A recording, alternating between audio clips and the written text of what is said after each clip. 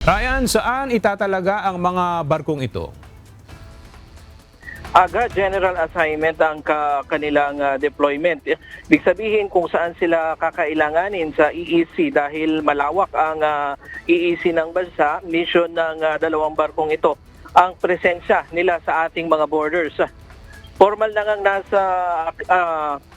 naisama sa aktibong fleet ng Philippine Navy ang dalawang barkong surface asset nito. Isinagawa ang commissioning ceremony ngayong umaga sa Naval Operating Base sa Subic, Zambales. Ang BRP Raha Sulaiman o PS-20, unang barko ng Raha Sulaiman class offshore patrol vessel.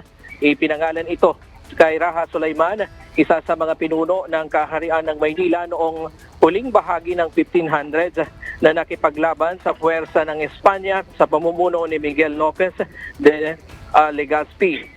Ang isa naman ang BRP Audrey Banyares o PG-910.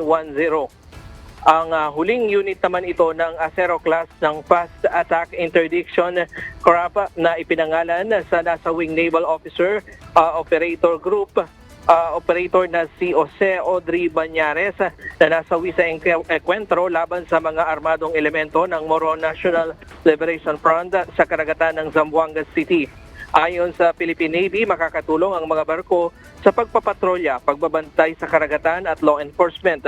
Pinangunahan ang seremonya ni AFP Chief of Staff General Romeo Browner Jr., Philippine Navy Flag Officer in Command Vice Admiral Jose Ma Ambrosio Espeleta at Rear Admiral Joe Anthony Orbe, Commander ng Philippine Fleet. Sinabi ni General Browner na ang modernisasyon ng sandataang lakas ay hindi tanda ng agresyon, kundi patunay na ang bansa ay responsable at handang gampanan ang tungkulin nito.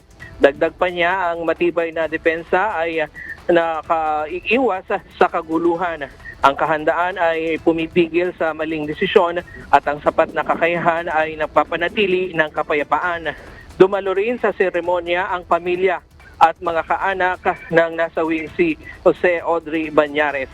Diyan muna ang latest mula dito sa Subic, Zambales. Balik sa iyo, Aga. Maraming salamat, Ryan Lacanlale.